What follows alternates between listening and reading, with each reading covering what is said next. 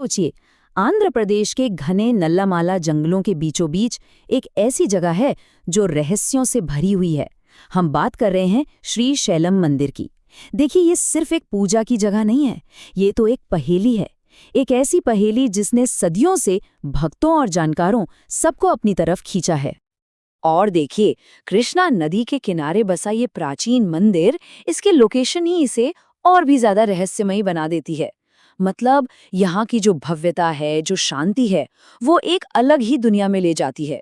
एक ऐसी दुनिया जहाँ लगता है कि प्रकृति और अध्यात्म दोनों एक हो गए हैं। तो यही सवाल हमें आज की इस पड़ताल के बिल्कुल बीच में ले आता है। आखिर ऐसा क्या है श्रीशैलम में? क्यों इसे इतना अनोखा माना जाता है? कौन सी वो दिव्य शक्ति है जो यहाँ शिव और शक्ति को एक करती है? तो चलिए आज इसी रहस्य की गहराइयों में उतरते हैं। तो शुरुआत करते हैं बिल्कुल बेसिक से, इस मंदिर की बुनियाद को समझने से, क्योंकि ये सिर्फ ईंट और पत्थर से बना एक ढांचा नहीं है। नहीं, ये तो इतिहास और आस्था का एक जीता जागता केंद्र है। तो चलिए कुछ जरूरी बातें जान लेते हैं। यहाँ भगवान शिव को मल्लिकार्जुन और देवी पार्वती को ब्रह्मरांबा के रूप में पूजा जाता है।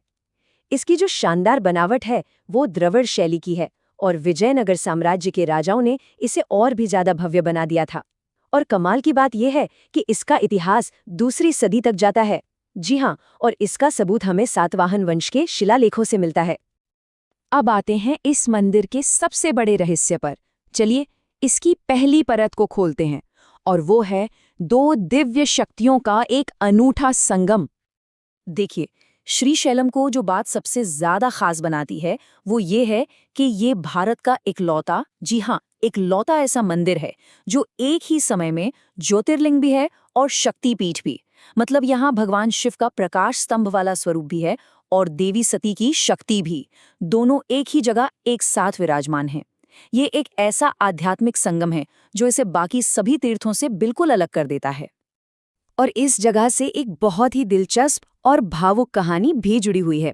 हुआ यूं कि जब भगवान गणेश को प्रथम पूज्य घोषित किया गया तो कार्तिकेय जी नाराज हो गए और क्रौंच पर्वत पर चले गए। अब अपने बेटे के दुख से दुखी होकर शिव और पार्वती भी उन्हें मनाने पहुंचे और फिर उनके करीब रहने के लिए वो श्रीशैलम पर्वत पर ही बस गए और यहीं पर भगवान शिव मल्लिकार्जुन ज्योतिर्लिंग के रूप में स्थापित हुए। और वहीं देवी पार्वती की कहानी भी उतनी ही शक्तिशाली है।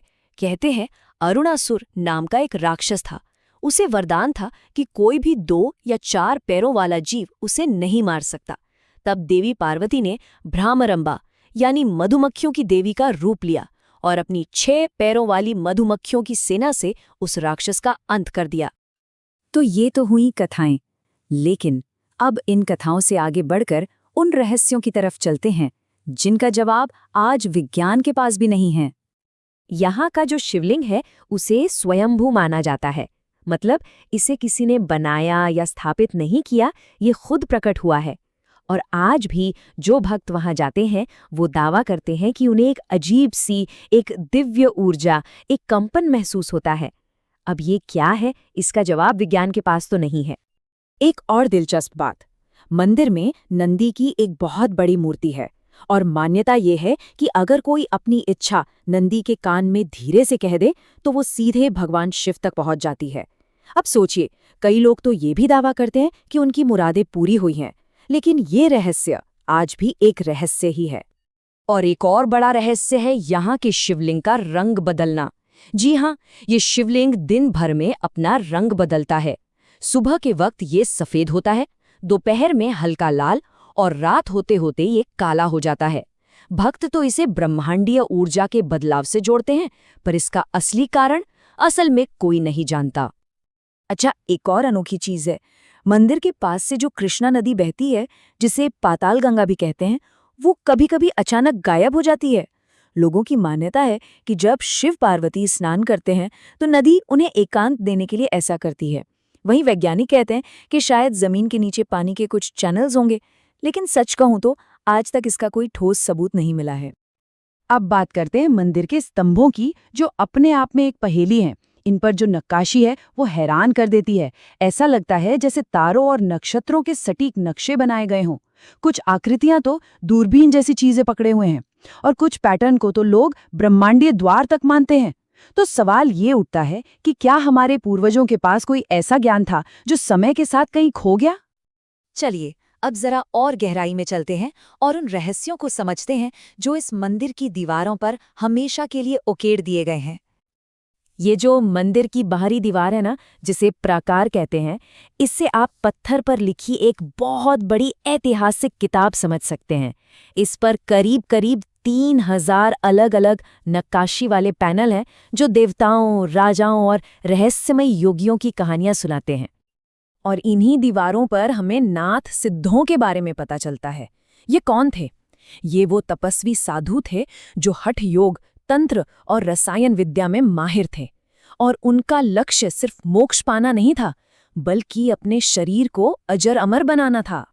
इससे एक बहुत बड़ी बात सामने आती है कि श्रीशैलम सिर्फ एक धार्मिक जगह नहीं थी, ये तो तंत्र मंत्र और रसायन विद्या का एक बहुत बड़ा सेंटर था। सोचिए, नवनाथ चरित्रमु जैसे पुराने ग्रंथों में लिखा है कि महान सिद्ध नागार्जुन की प्रयोगशाला यहीं पर थी और उनका काम सिर्फ धातु को सोना बनाना नहीं था, बल्कि योग और रसायन से शरीर को वज्र देह यानी एक अमर शरीर बनाना था। और दीवारों पर बनी नक्काशी इसी खोए हुए ज्ञान की गवाही देती हैं। लेकिन ये सब रहस्य और इतिहास सिर्फ पुरानी बातें नहीं हैं। नहीं, ये आज भी इस मंदिर की परंपराओं में जिंदा हैं। और यही तो श्रीशैलम की सबसे बड़ी खासियत है कि यहाँ की पुरानी कहानियाँ और परंपराएं सिर्फ किताबों में बंद नहीं हैं, वो आज भी रोज के पूजा पाठ और त्योहारों में जीती हैं, सांस लेती हैं। इसका सबसे अच्छा उदाहरण है गिरि प्रदक्षिणा। हर पूर्णिमा के दिन हजारों लोग पूरे श्रीशैलम क्षेत्र की परिक्रमा करते हैं। ये यात्रा सिर्फ उनकी आस्था नहीं दिखाती, बल्कि ये उन पुरानी परंपराओं को भी जिंदा रखती है जो न जाने कितनी पीढ़ियों से चली आ रही हैं। तो आखिर में सवाल वही आकर रुक जाता है, श्रीशैलम आखिर है क्या? क्या ये सिर्फ एक मंदिर है, या किसी दूसरी दुनिया का दरवाजा, या फिर पत्थर में उकेरी गई इतिहास की एक किताब? शायद इसका जवाब ये है कि ये तीनों ही हैं, और शायद इन सबसे भी कहीं ज्यादा। ये एक ऐसी जगह है जहां आस्था, रहस्य और इतिहास सब एक साथ सांस लेते हैं।